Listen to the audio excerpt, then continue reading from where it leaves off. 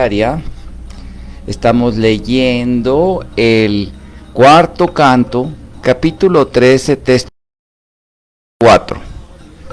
Traducción y significados de su divina gracia hace Bhaktivedanta Swami Srila Prabhupada.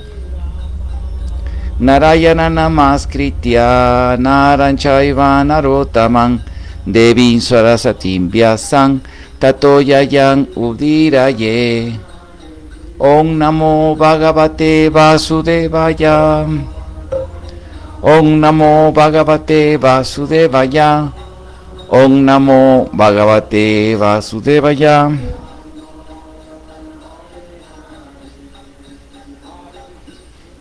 Voy a leer el sánscrito. Swadharma Salai Purushai Bhagavan Yagya Purushaha Yamano Bhakti Mata Naradeva Nirita Kila.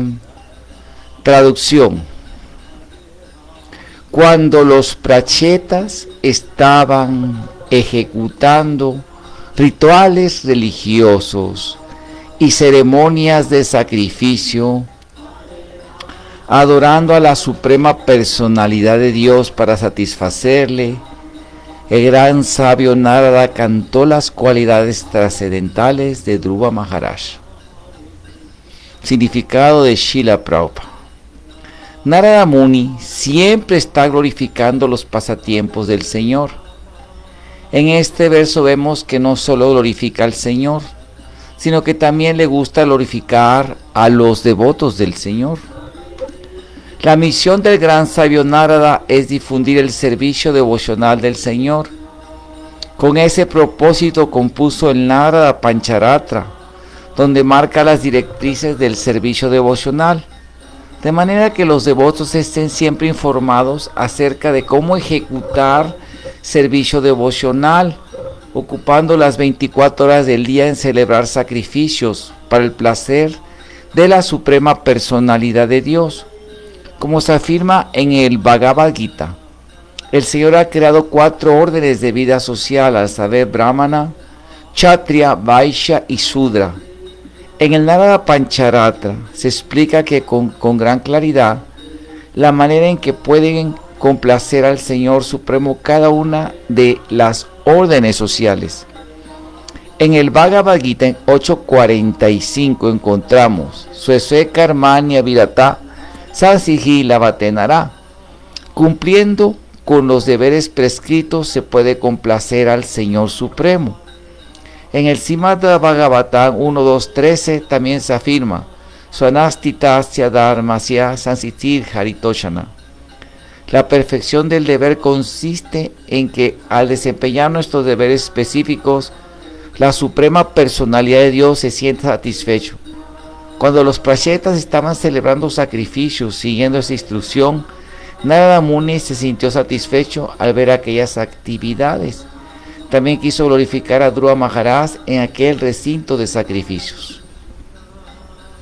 Traducción otra vez. Swadharma Sila Purushai Bhagavan Yagya Purusha y Yamano Bhaktimata Naradera Ritakila.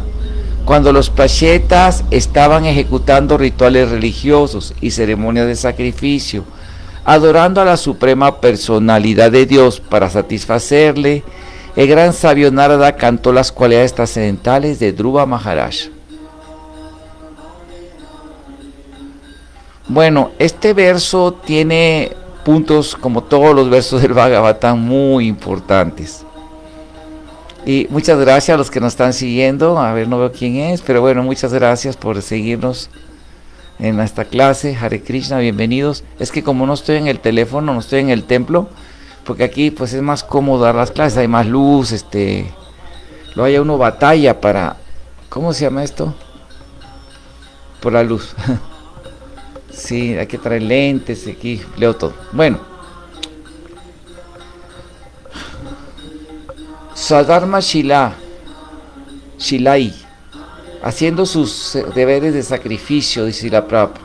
Purusha, para los hombres, Bhagavan, la personalidad suprema de Dios. Yanya Purusha, el disfrutador de todos los sacrificios, y Yamana, siendo adorado, Bhaktimata por el devoto, Naradeva, Narada, Irita, descrito, Kila, en verdad. Aquí está hablando de los prachetas que estaban haciendo su adharma silai, ceremonia de sacrificio y también deberes religiosos, adorando a la suprema personalidad de Dios, Bhagavan Yagya Purusha, y Yamano Bhaktimata, con devoción. Y así Narada Muni contó las cualidades de Dhruva Maharaj. Entonces entendemos a partir de lo que dicen los textos védicos, especialmente los Puranas, que Dhruva Maharaj, siendo un super devoto, un Mahayan, o sea, una super personalidad, Yana significa persona y Mahayan significa super persona, Maha, muy grande personalidad, un gran ejemplo, un super devoto, la verdad. Este gran devoto es tan especial que hasta hoy se le recuerda. Me acuerdo que estaba una vez allá en Monterrey, no sé, no me acuerdo, fue en Soriana, creo, sí. Y no sé, Monterrey hace muchos años, ya muchos años. Y de repente entré a una librería, pues estaban de los 90s, mediados de los 90, o fines, 97, 98. Y estaba en la librería de Soriana y vi leyendas del mundo, y ¿qué traía? Porque vi de la India, y abrí, y estaba la historia de Dhruva Maharaj. Dhruva Maharaj estaba allí. Ahora, es bien interesante porque nosotros en el área de, digamos, de la academia, en el área de educación del mundo, los devotos tenemos un deber muy grande de educar a la cultura, a la gente, cuál es la realidad de la cultura védica. Por ejemplo, si queremos aprender a hacer un guiso, X guiso, ¿sí? Tenemos que hacerlo, por ejemplo, un guiso precolombino de las culturas aztecas. La mejor manera de aprender a hacerlo es ir con las personas indígenas que cocinan eso, que lo han hecho por años y generaciones, ¿sí me explico? Hay un dicho muy común que dice, no le vas a enseñar a echar tortillas a las Marías. Yo me acuerdo de mi abuelita, que su papá era español, así rubio y todo, y mi abuelita, la mamá de mi mamá, pero su mamá sí era de raza indígena, porque se ve que los españoles aquí en el norte, en el noreste, trajeron a muchas familias tlaxcaltecas, porque aquí le llamaban la Gran Chichimeca, toda esta zona Aridoamérica se le llama en la historia, toda esta zona de acá, ya después de San Luis para acá, ¿no? Todo así, se llamaba Aridoamérica, y resulta que había mucha, ¿cómo se le puede llamar?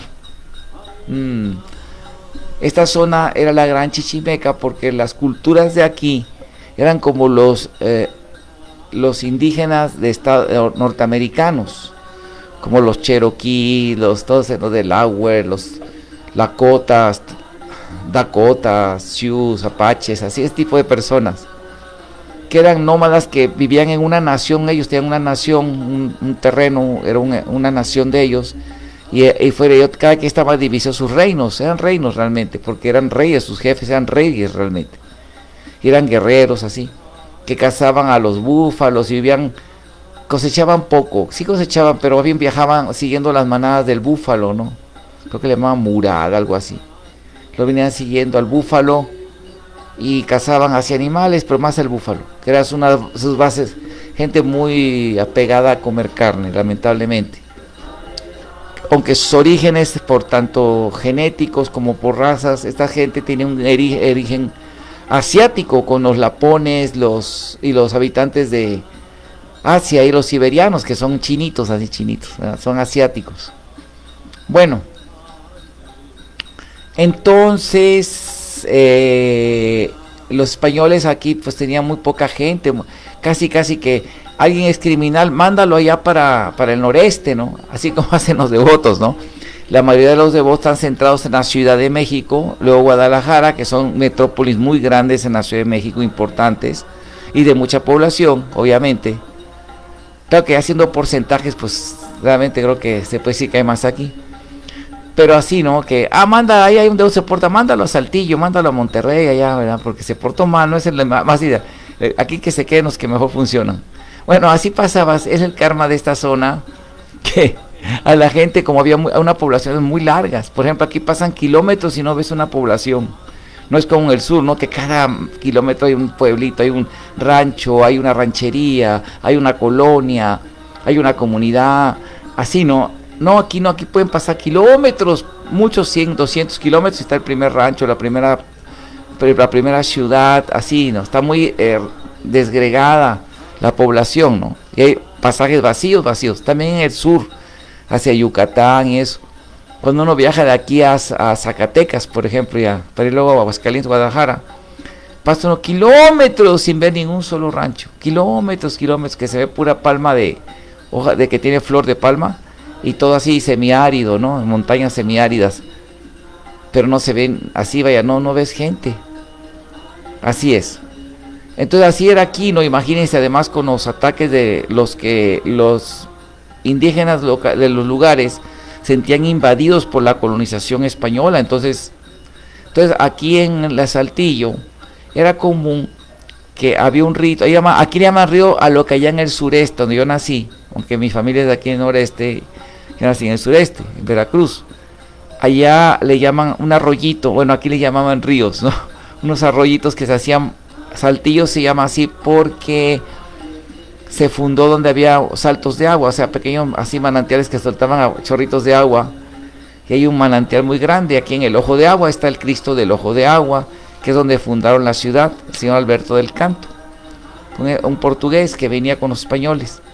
Fundaron esta ciudad y que tiene un clima bonito y todo, es un valle. Entonces ellos fundaron la ciudad aquí. Bueno, entonces resulta que hay un río que se hacía, un pequeño arroyo que se hacía, y le llamaban río, le pusieron Allende, por Allende, el famoso héroe de la independencia que vino a Saltillo con Hidalgo. Así bautizaron ese, antes le llamaban de otra manera, pero le llamaron Allende, río Allende. Ahora es una calle, la entubaron, y muy lamentablemente, digo, eso no debe hacerse, pero bueno, así lo hicieron. Entonces, preservarlo, como el Santa María ahí en Monterrey, que lo reabrieron, ahora es un río, pasaje turístico. Bueno, aquí hay uno que se llama el arroyo que va a la ciudad universitaria, y sí lo han mantenido así. Habían hecho lo mismo aquí con el río Allende, pero bueno, de cualquier manera, así lo hicieron, muy lamentable. Bueno, entonces ahí era la villa de Santiago de Saltillo, de San Santiago de Saltillo, y pasando Allende, trajeron, porque en las noches los diferentes indígenas, como borrados, coahuiltecos, y demás que vivían por estas zonas, ¿no? Aquí en un área que se llama Guayulera, Cerro del Pueblo, iban en las noches a robarse pues el ganado, robarle las gallinas, los graneros que tenían cultivos, robarse todos los alimentos que tenían en las alacenas ahí, ¿no? Los graneros y todo eso, se los robaban en la noche y se iban. Venían a robar así, a colectar comida así los indígenas. Se les hacía más fácil. Entonces, ¿qué hicieron? Trajeron 400 familias tlaxcaltecas, les daban un título, porque obviamente los tlaxcaltecas fueron aliados, y a los españoles también, aunque eran allá criminales, invitamos gente allá en el noreste, te quedas aquí preso, te vas al noreste a trabajar de ranchero, que te den una tierra, agarra una tierra tú para ti, te dan una tierra y ahí puedes vivir muy bien, y libre, y vete con tu familia para allá, ya te casas y te vas para allá. ¿Cómo ves? No, pues me voy para allá a estar preso. Entonces se venían para acá y así iban poblando el noreste, ¿no? Entonces los indígenas los pusieron así como una barrera humana de protección contra los otros grupos que venían a robar, y terminaron absorbiéndolos, o sea, se domesticaron aquellos y se mezclaron con los tlaxcaltecas, y por eso en Saltillo hay mucha mezcla. Entonces hacen pan de pulque, hacen muchas cosas y dulces que son propios del sur, de allá de Puebla, del área de Tlaxcalteca. Así fue. Entonces, lo cuento esto en la historia porque, ¿cómo se llama? Me acuerdo de mi abuelita con y muchos tlaxcaltecas eran gente que eran de la realeza tlaxcalteca, y les daban un título y los bautizaban y les ponían marijos, o sea, los indígenas, y les ponían apellidos importantes, ¿no? Como Castillo de Castilla, de la reina de Castilla, era un título Entonces mi abuelita se apellidaba, mi bisabuela Castillo, que sí que era una familia de descendencia de la realeza tlaxcalteca, y había sido muy bonita, sino un español de ojos verdes, comerciante, con dinero, con una buena casa y todo, no se hubiera casado con ella. Obviamente era una mujer bonita y se casó con ella. Bueno, pero qué cosa, ya le enseñó a sus hijas a hacer las tortillas como en India hacen los chapatis, ¿no? Que los hacen así como con las manos, así como hacen aquí el maíz, allá lo hacen pero de harina de trigo, hacen el chapati, así lo hacen y pum. Luego ya usaron el palito. Bien interesante, ¿verdad? Así hace con la mano las tortillas, pum, echaba al comal, tas. Interesante. Entonces, ahí aprendió de su mamá que si era indígena, ¿no? Entonces, para aprender algo es muy importante, algo así que viene una tradición milenaria, aprenderlo de las personas que han vivido esa cultura. Ese es tema Parampara, ese se llama endoculturación, eso se llama eso, que una cultura se va transmitiendo en Parampara, en su discipular, así es como se aprende. Los occidentales, cuando llegaron a la India, especialmente los ingleses, especialmente ellos, pero ya desde antes, a principio los eruditos en lingüística comparada se dieron cuenta que el latín, el griego y muchas lenguas de Europa eran derivadas del sánscrito. El sánscrito contenía los datos, las raíces fonéticas, lingüísticas y conceptuales de muchos idiomas de Europa, y sostenían que el sánscrito era la lengua madre. Pero luego, cuando los ingleses toman poder, hay un coronel que se llama el coronel Boden, no sé si se pronuncia Boden, así Boden. Este coronel dejó su fortuna a la Universidad de Oxford para formar la cátedra en estudios de sánscrito y de estudios de la India, indología. Y dijo que el propósito de esa cátedra era que los eruditos conocieran bien las escrituras melechas de la ignorancia de la religión de los indios, para convertirlos y quitar la oscuridad de sus enseñanzas y convertirlos a la luz del cristianismo, a la santa luz cristiana. Entonces es interesante que cuando los musulmanes llegan, los persas llegan, los musulmanes, sobre todo musulmanes, llegan a la India, ellos, aunque destruyeron el Krishna Yamabhumi, ¿no? Y se saquearon el templo de Keshava Mandir, aunque destruyeron el Yamabhumi de Ram, aunque destruyeron muchos templos y todo, ellos no, sus estudiosos de historia y todo, hablaban de Krishna y Ram y toda la historia védica como personalidades históricas. Incluso llegaban a decir que algunos sabios eruditos santos musulmanes hablaron que Krishna era un profeta, porque en los hadiths se habla de eso, unos hadiths que son los dichos de Mahoma que se escucharon sus discípulos, que en India el profeta, que hay muchos profetas, más de 120,000 profetas, algo así, y en India el profeta se llamaba Krishna y era de tez oscura, Kana Krishna, Kana Kaniya, Krishna Kaniya, Kana Kaniya. Kana es un nombre de que no es Krishna, como que los árabes tenían ese problema, no sean hindú, Krishna, que Kana, que sea Krishna. Ahí está, hay un verso muy famoso de eso, en un hadith. Incluso hubo debates entre los mismos teólogos musulmanes hablando de eso. Y los historiadores como Al-Biruni, que es el primero de los antropólogos de la historia, que era un árabe que vino aquí a hacer un estudio de la India antes de la invasión, así como muchos ahorita los eruditos estudian las culturas y especialmente son usados para la guerra. Cuando va a haber una guerra, estudian bien la cultura para saber cómo atacar, saber las costumbres, cultura, todo así, ¿no? Así hizo Al-Biruni. Y él habla también de que Krishna nació en Mathura, que fue llevado a Gopula, que era adorado como el Supremo, que así habla, ¿no? El Bhagavatam, los conceptos cosmogónicos de la India, todo eso lo habla. Entonces es interesante esto, ¿no? Pero ellos no hablaban mal de Ram también, dicen que Ram también es una gran figura histórica, de hecho lo dicen sus historiadores. Incluso hablan que el Ram Setu, que es el puente que hizo Ram, que es hecho en piedra, que hicieron los Varanas, llegaba hasta Sri Lanka y la gente caminaba todavía por ese Ram, pero luego con el tiempo, las inundaciones, todo lo fue cambiando. Hablo del todavía hasta el siglo XIV, XV después de Cristo, estaba el Ram Setu hasta allá. Todavía uno puede caminar por el Ram Setu, ¿no? Recordando, Setum Bande Varanaseva, Setum Bande Kesira, Setum Bande Varanaseva, así como la canción, ¿no? Que van los van haciendo servicio de hacer el Setum Bande, el puente, ¿no? ¿Se acuerdan la película de el príncipe Ram? de anime, con muñequitos al estilo manga, ¿se acuerdan? Bueno, entonces se tumban de Varanasi, qué hermoso. Así. Entonces sucede que en todo ese lugar hablan que ellos le pusieron el puente de Adán, ahí caminó Adán, o sea, para querer colonizar la cultura, culturalmente la cultura védica. Pero hablan de que era un paso hasta allá, y que los hindúes querían que era el paso donde Ram, que fue construido por Ram. Todo estaba ahí. Bueno, es interesante que cuando llegan los ingleses a la India, cuando conquistan en el 1977, ya antes había habido uno que se llama San Javier, un misionero, y otro, de hecho hay un doctor que se llama Kersney, que da pruebas de cómo el cristianismo llegó desde la época del cristianismo primitivo, llegaron a la India, y Santo Tomás también da mucha evidencia de eso, documental y todo. De hecho hay una iglesia en Mysore, ahí por Madras, en el estado de Madras, ahí en Mysore, hay una iglesia de Santo Tomás. Dice que está la tumba de Santo Tomás, que murió.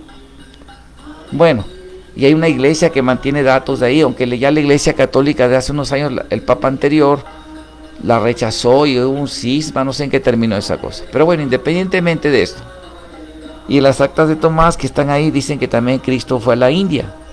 Lo dice ahí las actas de Tomás, que preserva esa iglesia, cosa que como choca con el paradigma de la fe cristiana, pues va a ser muy difícil que lo acepte. Porque, por ejemplo, fíjense, ayer que teníamos una plática, que lástima que un video no se grabó, que en los Talmud, por ejemplo, los historiadores actuales, como son cristianos, no hacen referencia a las menciones del Talmud sobre Cristo. ¿Saben por qué? Porque habla blasfemias muy feas contra la Madre María y contra Cristo. En los Talmud se dice que Yeshua ben Yosef, ¿verdad? Yeshua fue, ¿cómo se llama? De niño fue llevado a Egipto, pero en realidad que su madre María era una mujer adúltera que tuvo una relación con un soldado llamado Patera, y ahí crearon que ella era una virgen que había tenido un hijo, pero en realidad fue una mujer adúltera, y que San José con ella, para que no cuando fue la persecución de Herodes, se fue ahí a Egipto, donde aprendió magia, trucos de magia para hacer esos milagros que hacía.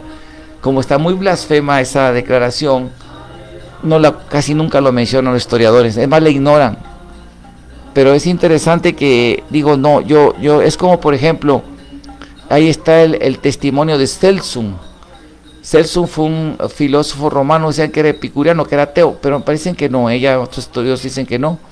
Pero era una persona, obviamente, que al sentirse invadidos con la filosofía o la doctrina cristiana, pues hubo una reacción de ataque, ¿no? Como pasa con el movimiento, ¿no? Que el movimiento está predicando en todo el mundo, empiezan a atacar a los cristianos, atacando también ya la filosofía y todo eso, ¿no?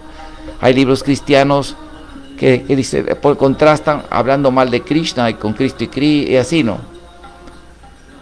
Entonces, en el testimonio de Celso, que es un testimonio también que habla bien, ahí he mencionado del eso, también esa parte, ese testimonio de los judíos, y puros ataques allí bien feos contra Cristo.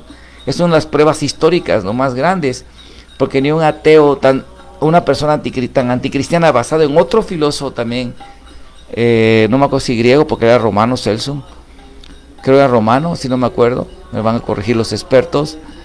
Celso, ataca muy feo el cristianismo, ¿no? Y Orígenes, que fue un gran erudito que sostenía la reencarnación y todo, hablaba de la reencarnación, lo refuta contra Celso en un libro muy bueno, se llama Contra Celso, y ahí vienen todos los argumentos y los va refutando con lógica, con razón, fue un apologeta. Pero ese testimonio es más prueba de la historicidad de Jesús. También este otro testimonio igual, se llama las declaraciones antagónicas contra la figura histórica. Cuando se hace un estudio de la figura histórica, esos testimonios son de mucha validez, porque vemos que aún los enemigos que vieron a unos pocos años nos sacan, como ahorita, ¿no? Y creo que ya quiero terminar mi clase con ese tema. Pero antes de esto, así también hay un discurso antagónico de Krishna, hay uno muy bueno, hay varios, hay uno de los Jains, que los Jains son cabrón, que son Tirthakara, un gran arhat, un gran adorable. Hay un libro que se llama el Jain Bhagavata Purana, donde habla bien feo de Krishna, lo humaniza a Krishna, lo pone como humano, ¿me explico? Lo pone así como una persona con debilidades, y que Niminat, que era un pariente de Krishna, que era un sabio que hizo brahmana, que era, dicen que es Yain, ellos dicen que era un Yain, porque ellos tomaron como que Rishabh también era un Yain, Rishabhadev no fue un Yain, pero ellos dicen también que Neminat, que superaba a Krishna y a Balaram, en fin, pero así humanizan a Krishna, y que murió de un flechazo de un cazador, murió, así como, porque ellos son ateos, aunque creen en la reencarnación. También hay un Ramayana Yaina también, voy a checar todo sobre eso, sobre Ram también, pero son pruebas, esos ataques así negativos son pruebas de cómo Krishna, vaya, más refuerzan la historicidad de Krishna, ¿no? Tanto que los enemigos de aquel tiempo, que eran ateos, hablan de una figura histórica, una persona que estuvo en la tierra presente, ¿me explico? Son fuerzas, eso refuerzan. Y ahí entramos en el siguiente tema, ¿no?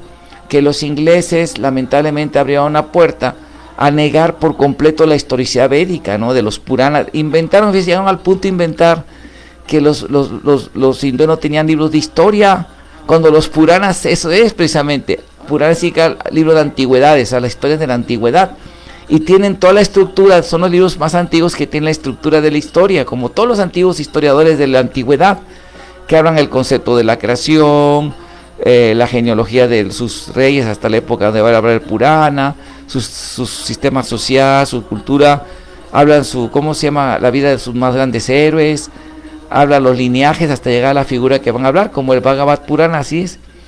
Todo Purana tiene estos temas, y todos los libros de historia antiguos así son, la Biblia también tiene esa estructura, y muchos libros hasta en las culturas precolombinas, el Teomostri de los toltecas igual, habla de su concepto de la creación, la genealogía de sus reyes, sus estructuras sociales, sus viajes de Asia, todo eso lo viene describiendo como una sociedad hasta la época actual en que escribe el libro. Y genealogía viene, este fue hijo, porque son libros de historia. Pero fíjense que no nada más los cristianos, Al-Biruni también ya sacaba eso. ¿Por qué? Porque chocaba con su cosmovisión. Para ellos creían en la cronología bíblica. Según la cronología bíblica, la tierra y la humanidad empezó hace 6,000 años. Antes eso no había humanidad. Y en los Vedas se habla que habían hombres, aunque coincide la Biblia con los Vedas, por ejemplo, que los hombres vivían muchos años en el pasado, ¿sí? Porque la Biblia viene una historia de Abraham para acá, y un poquito antes, fines de Dwapar Yuga, como explica el Bhavishya Purana, ¿no? De Adama, que es Adam, y cómo se llama, y Evavati, que es su esposa, donde nacen los judíos cristianos, los judíos, los islámicos, ¿cómo se llama? Abránicos. Habla que, ¿cómo se llama? Fue a fines de Dwapar Yuga eso. En ese tiempo la gente vivía todavía 800 años, ¿no ves? Como dice la Biblia y también los Vedas, fines de Dwapar Yuga, hasta mero fin de Dwapar Yuga ya vivían como Krishna 125, 200, el Bhismadeva 200, 300, ¿no? O sea, ya vivían hasta ahí, como también Moisés en los judeocristianos, 300 años, sí. Entonces, coincide eso, pero ya que había, a diferencia de los caldeos y otras sociedades de los persas, que hablan de su cultura sumeria, todo eso, en sus libros que son hechos en piedra, hablan que sus genealogías de reyes, que está el rey, vivió 40,000 años, 50,000, así como dice, porque ya estamos hablando, entrando en Dwapara Yuga y Tetra Yuga, muy similar. También los egipcios que vivían muchos años, todos los historiadores hablan así. Pero Al-Biruni empezó con eso, dijo, no tiene mucha validez, porque las historias de sus reyes son muy largas, así como habían negado a Egipto, negado las otras culturas preabránicas, porque la creación tiene 6,000 años, no había hombres más allá de 6,000, ¿me entienden? Entonces no tienen historia. Y luego es interesante, y sacan mucho esa palabra muy mal usada por San Pablito y otros cristianos, que los griegos en un principio, ellos llamaban mitología, los griegos en su cultura, mitología a los relatos supernaturales que venían, significa relato antiguo, especialmente relatos supernaturales donde hay milagros o supernaturales, la historia antigua de la humanidad pre-Dwapar Yuga, pre-Kali Yuga, que habla de cosas muy supernaturales, similar a lo que dicen los Vedas, que los devas, Dios venían con los hombres, se casaban con las hombres, como dice la Biblia, que eran los ángeles, o sea, los devas, y tenían hijos con las mujeres, ¿no?, de los hombres, que había 4 eras, como dice Virgilio en la Edea, ¿no? Si no me equivoco, corríjame los expertos, Edea, soy licenciado en letras y me pasa mucho los nombres. Edea, que había las 4 yugas, ¿no? Era de oro, era de plata, era de bronce y era de hierro, Kali Yuga. y cada vez el hombre vivía menos, igual los mismos conceptos. Y habla que, por ejemplo, como toda esa historia que viene en los Vedas, ¿no? Mahabharata. Y los itihasas como el Mahabharata y el Ramayana y otros textos, digamos, que llaman upaitihasas, de reyes antiguos. Sí, itihasa significa lo que pasó. Actualmente en el hindi y otras lenguas vernáculas tradicionales antiguas de la India, que no son la sagrada del sánscrito, usan la palabra itihasa cuando hablan de hecho histórico. Itihasa es un hecho histórico. Itihasa. Purusha itihasa, personalidad histórica. Lo que pasó en la historia. Aihitya, prueba histórica. Itihasa. Y el Mahabharata Ramayana es itihasa. Claro, aquí la cuestión es, eso es una cosa que, bueno, y los cristianos, especialmente primero católicos y portugueses, luego ingleses, toman esta mentalidad que tuvo este gran caballero llamado San Pablo de Tarso. Pablo era Saulo y se inició por Cristo, una revelación, le pusieron Pablo, que estuvo en desacuerdo con los apóstoles y nunca vivió directamente con Cristo. Pero él cuando va a Grecia empieza a decir que todas las religiones de ellos son falsas, dioses falsos, son demonios, la comida que le ofrecían a los devas era demonios. Aquí hay una cosa que hay que entender, ciertamente que algunos cultos que practicaban en Grecia, sí había cosas raras como prostitución religiosa y sacralizaban, hacían cosas así, no muy cosas malas.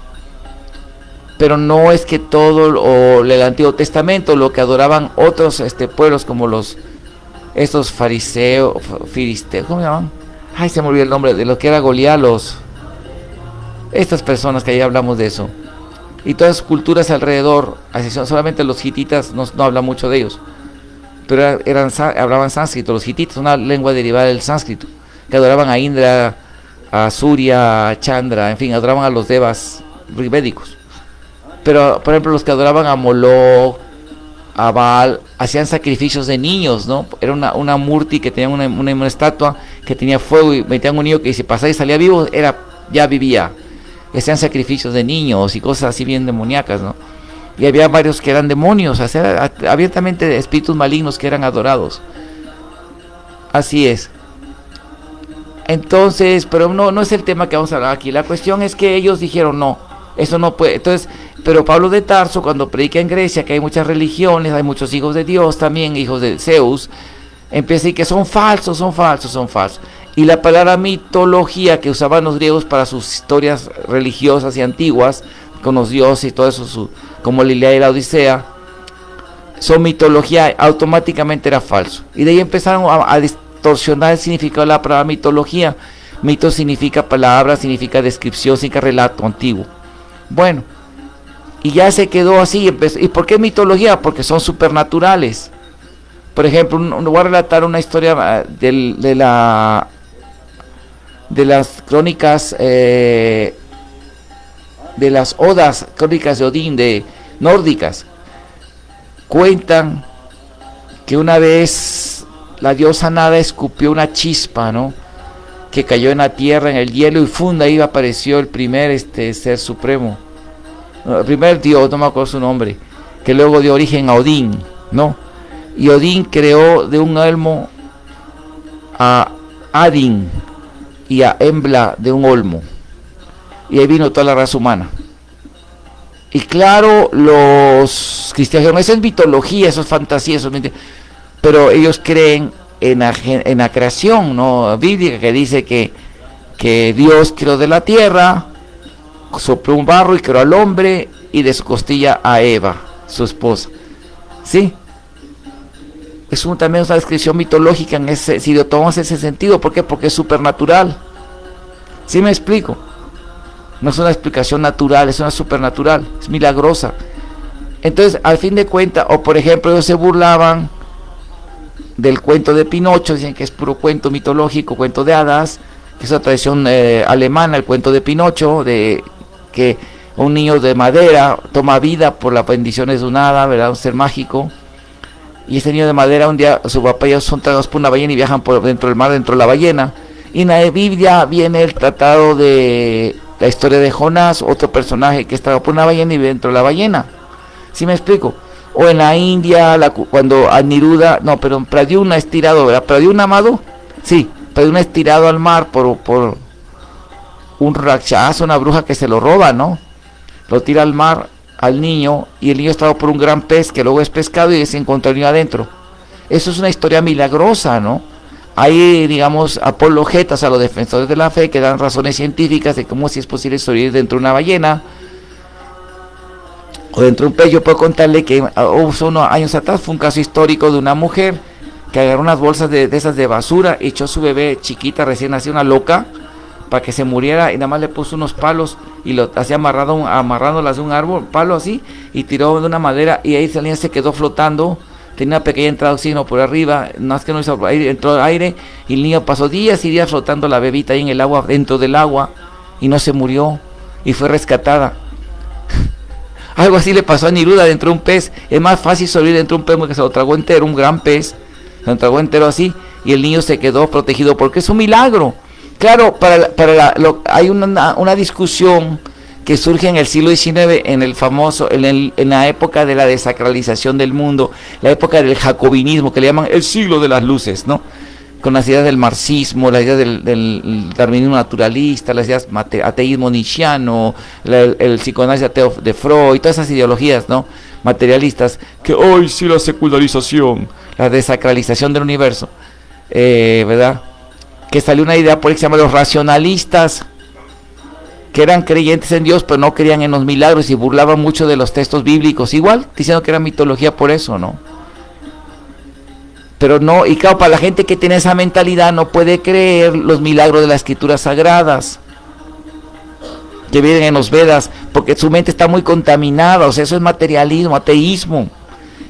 Prabhupada define el ateísmo, ¿verdad? Porque no se creen autoridad de las escrituras, no porque no crean puede creer en Dios, como los Yan creen en Dios, pero no creen en los Vedas. También los charvakas daban los mismos argumentos, no es nada nuevo, los ateos de India ya daban esos argumentos contra los Vedas, que porque cosas supernaturales y así, porque existe, pero todo el pasado antiguo, en todas las culturas nos hablan historias similares, de que hubo milagros, hubo cosas supernaturales, y que los hombres tenían más poderes que antes, tanto para mal como para bien. Mal así, ¿verdad? De brujos que volaban y eso. En las leyendas de los magos Bon en el Tibet está llena de esos magos que volaban y tenían muchos poderes místicos. Aquí en México también, hasta ya hay videos de brujos volando, o sea, hay videos, ya no es una cosa de yo creo, tú crees, aquel cree, no. Hay testimonios de gente como policías que los investigadores no estaban intoxicados ni nada. Son gente que dio su testimonio a la tele incluso, a costa de perder su trabajo. Hay cosas supernaturales que sea una clase.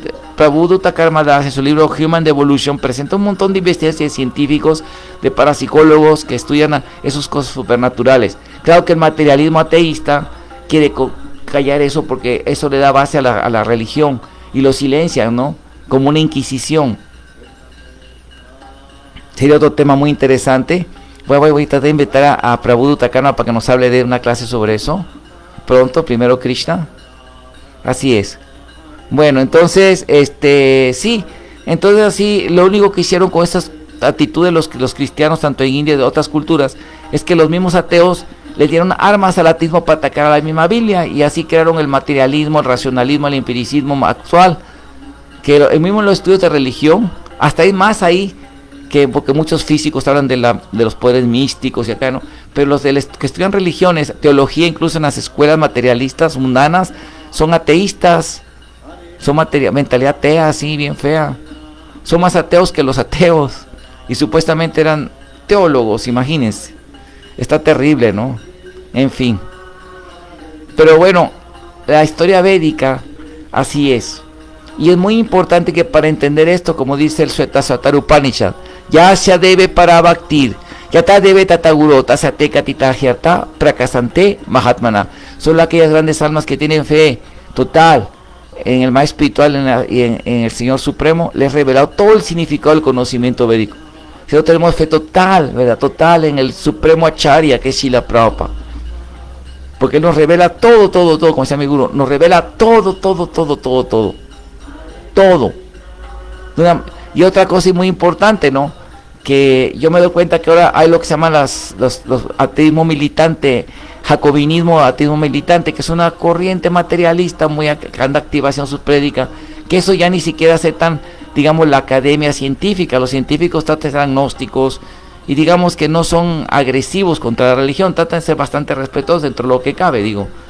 No creen en los milagros y eso, pero no niegan la historicidad y cosas así, ¿no? Como Krishna, que es una figura totalmente histórica, o Ram, ¿no? Por la academia.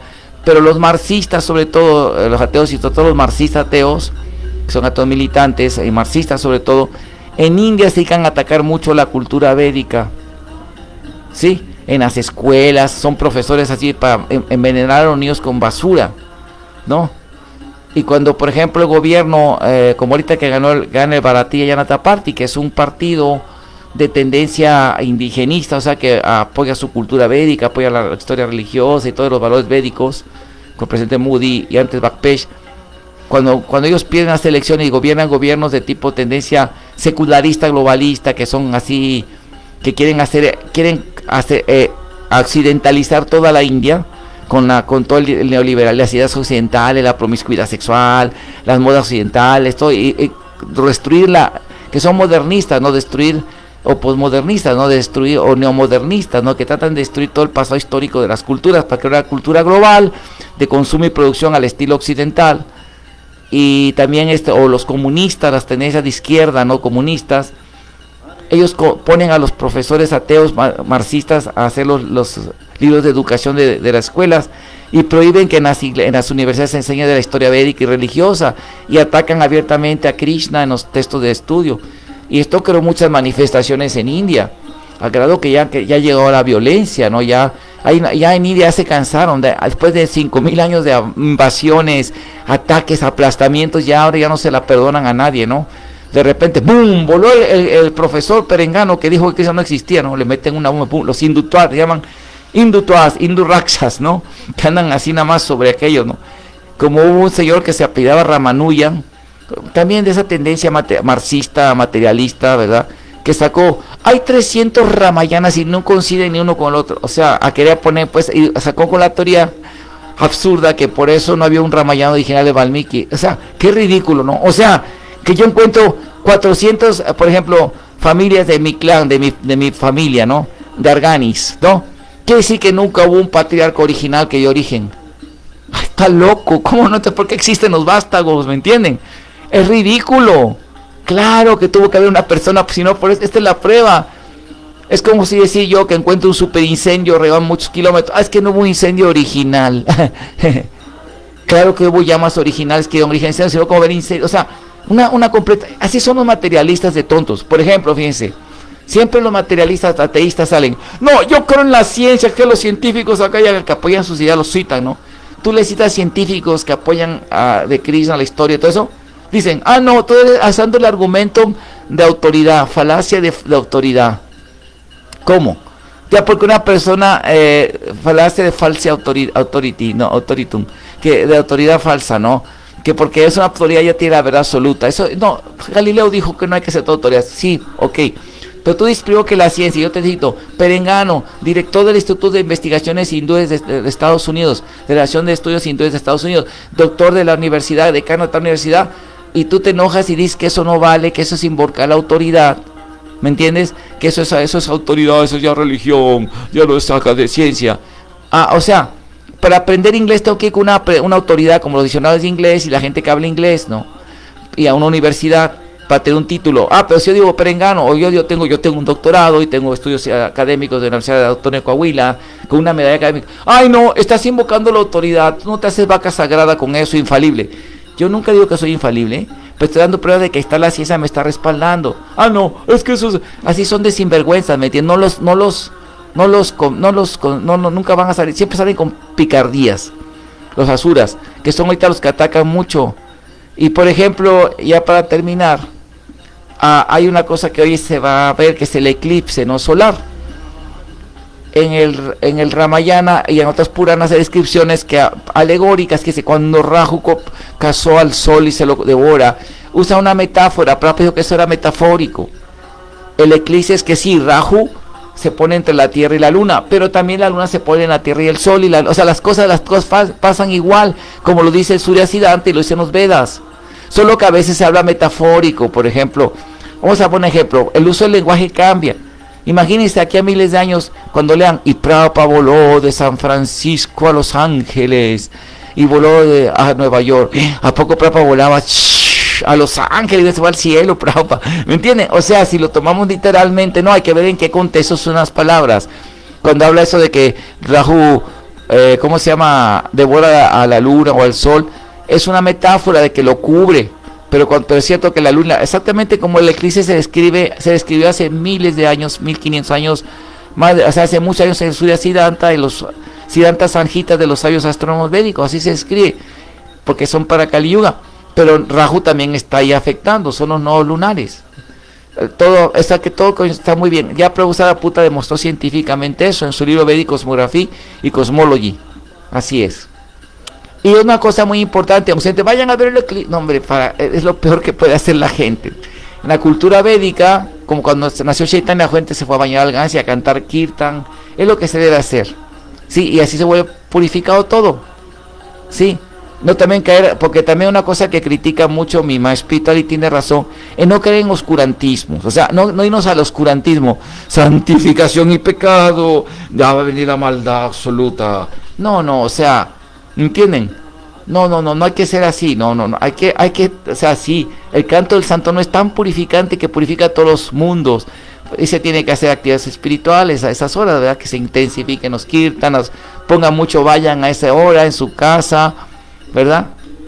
Anden mirando eso, no tiene caso. Yo me acuerdo, yo no sabía eso hace muchos años, ahí, digamos, estoy hablándole antes de, ya estaba yo, iba a entrar a la universidad, había salido a la universidad, ya en el 2000, hace muchos años, principio me acuerdo, yo no sabía esos detalles de que no hay que andar exponiéndose a la eclipse, no pasa nada, pero tampoco, yo me acuerdo que fui con mi hija a ver un eclipse lunar, ¿y qué pasó?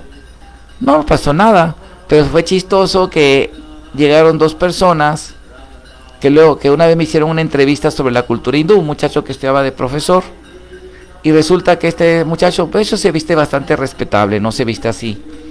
Este muchacho era activista del movimiento gay, pero se vestía muy decente, no daba ese. Y de hecho nos compró Prashadam por mucho tiempo.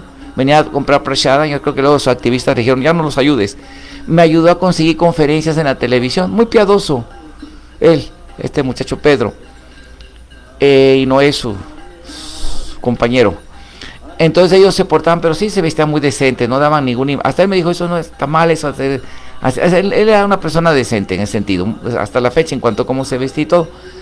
Resulta que me ayudó. Yo le dije, no ayudes a los devotos porque son religiosos. Bueno, anyway. Y él me ayudó, así, venía a comprar Prashadam. Él, de hecho, no comía carne, no era piadoso. O sea, se hizo vegetariano por ello de qué sabroso. Y así, ¿no? Era piadoso. Y como venía a comprar Prashadam, fue piadoso. Me compró muchos libros, me consiguió conferencias, se portaba piadoso. Bueno. Entonces, fue lo que pasó, que me invitó a que fuéramos a una conferencia a un grupo de ellos, y otro devoto fue que estaba aquí, Beto, y le dije yo tenía que hacer otra cosa, no me acuerdo qué estaba haciendo, si estaba estudiando algo y no pude ir. Fue lo que pasó, porque las personas son muy movidas por Rahu, es tendencias así. Bueno, pero yo me refiero a que no debemos cantar Hare Krishna, no crear una cosa así, el fin del mundo, eso no estaba en los Vedas, no bien los sabios nunca han dicho eso. Y hay que tener fe en el santo nombre, que es tan poderoso, que destruye todo, que Krishna nos está protegiendo, ¿verdad? Es muy importante eso. Pero si no, por eso tampoco es ponerse a andar y, oye, voy a ver el eclipse. No, canten Hare Krishna. Póngase a cantar a esa hora ya para escuchar kirtan, hacer un yakya, a leer las escrituras, hacer actividades conscientes de Krishna. Eso va a mermar las fuerzas demoníacas.